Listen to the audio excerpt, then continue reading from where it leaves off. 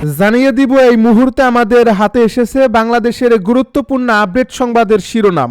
শুরুতেই থাকছে একটা চাঞ্চল্যকর প্রতিবেদন।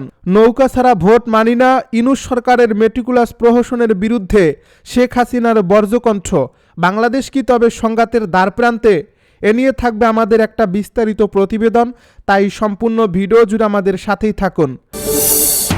এবারে জানিয়ে দিব ইসলামী আন্দোলনের বিরুদ্ধে মন্তব্য না করার আহ্বান জামায়াতের আমিরের।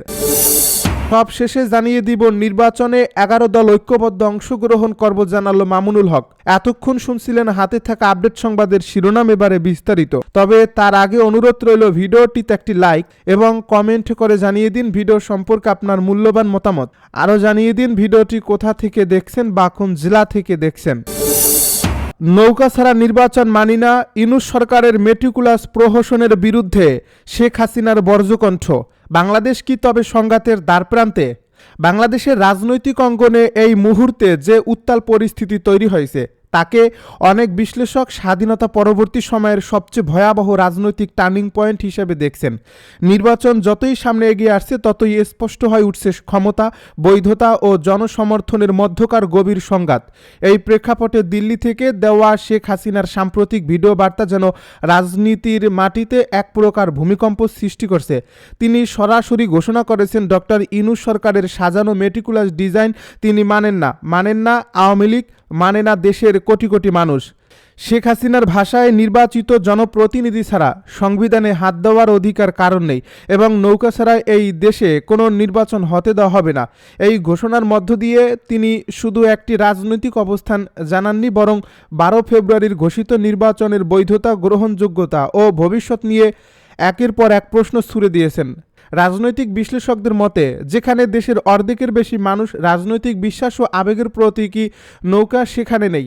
সেখানে নির্বাচন মানেই একটি সাজানো নাটক, যার শেষ পরিণতি হবে অস্থিতিশীলতা। পেন্টাগনের সাম্প্রতিক রিপোর্ট, ব্রিটিশ এমপিদের চিঠি এবং আন্তর্জাতিক কূটনৈতিক মহলের নীরব বার্তা মিলিয়ে এখন এটা দিনের আলোর মতো পরিষ্কার যে আওয়ামী লীগবিহীন নির্বাচন আন্তর্জাতিক মহলে একটি অকার্যকর প্রহসন হিসেবেই বিবেচিত হবে।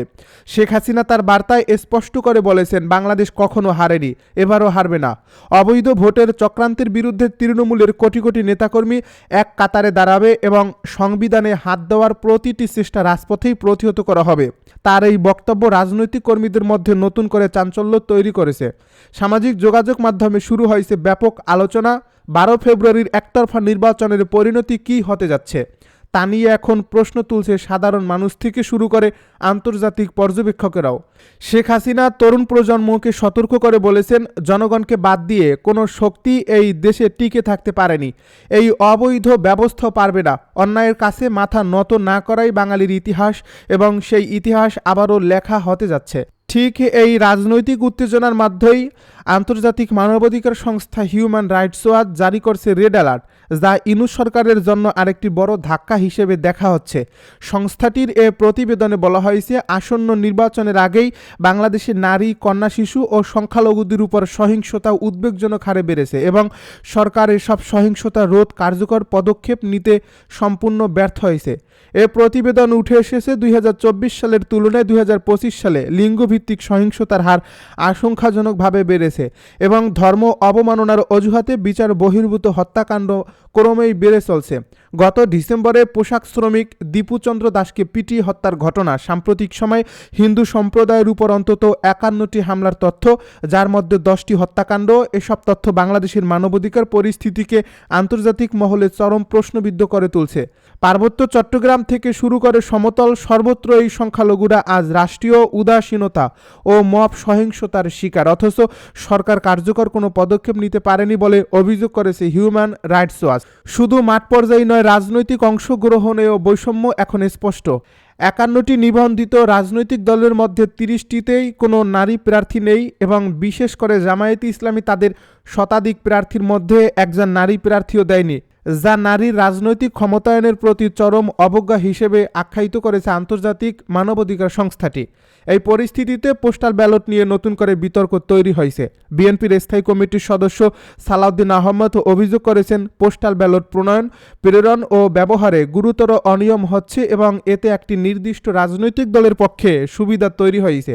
নির্বাচন কমিশনের সঙ্গে বৈঠক শেষে তিনি জানান, সামাজিক যোগাযোগ মাধ্যমে ছড়িয়ে পড়া ভিডিও ও ছবিতে কোথাও 200 থেকে 300 ব্যালট একসঙ্গে পাওয়ার দৃশ্য, কোথাও ব্যালট জব্দ, আবার কোথাও একজনের নামে পাঠানো ব্যালট অন্য কেউ গ্রহণ করার অভিযোগ সামনে এসেছে।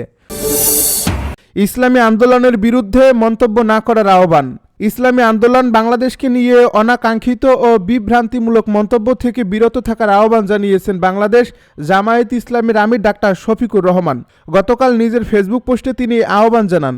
ডাক্তার শফিকুর রহমান বলেন, সম্প্রতি লক্ষ্য করছি কেউ কেউ জামায়াতে ইসলামীর প্রতি সংহতি ও সহানুভূতি দেখাতে গিয়ে ভ্রাতৃপ্রতিম ও সংগঠন ইসলামী আন্দোলন বাংলাদেশের ব্যাপারে অনাকাঙ্ক্ষিত ও বিভ্রান্তিমূলক বিভিন্ন মন্তব্য ও লেখালেখি সামাজিক যোগাযোগ মাধ্যমে শুরু করেছেন। আপনাদের প্রতি সবিনয় অনুরোধ রাখতে চাই, সত্যিই যদি আপনারা জামায়াতে ইসলামীকে ভালোবাসেন তাহলে অনাকাঙ্ক্ষিত এ ধরনের সব কাজ থেকে অবশ্যই বিরত থাকবেন। নির্বাচনে 11 দল ঐক্যবদ্ধ অংশগ্রহণ করব জানালো মামুনুল হক। বিগত 15 বছরের দুঃশাসন ও নির্যাতনের অবসান ঘটিয়ে 2024 সালের গণ অভ্যুত্থানের চেতনাকে ধারণ করে 11টি রাজনৈতিক দল ঐক্যবদ্ধভাবে আসন্ন জাতীয় সংসদ নির্বাচনে অংশগ্রহণের সিদ্ধান্ত নিয়েছে বলে মন্তব্য করেছেন বাংলাদেশ খিলাফত মজলিসের আমির মাওলানা মামুনুল হক। বৃহস্পতিবার রাত 9:15টার পর রাজধানীর ডিপ্লোমা ইঞ্জিনিয়ার্স ইনস্টিটিউটে সমঝোতায় 300 আসনে প্রার্থী তালিকা ঘোষণার বিষয়ে সংবাদ সম্মেলনে তিনি এসব কথা বলেন। মামুনুল হক বলেন, 2009 সালের পিলখানা ট্র্যাজেডি, 2013 সালের শাপলা চত্বরে সংঘটিত গণহত্যা, বিভিন্ন বিরোধী আন্দোলন, 2021 সালে বাংলাদেশের স্বাধীনতার সুবর্ণ জয়ন্তী উদযাপনকালে প্রতিবাদী জনতার উপর হামলা এবং সর্বশেষ 2024 সালের জুলাই গণ অভ্যুত্থানে সহস্রাধিক মানুষের আত্মত্যাগ বাংলাদেশের রাজনৈতিক ইতিহাসে গভীর ছাপ রেখে গেছে।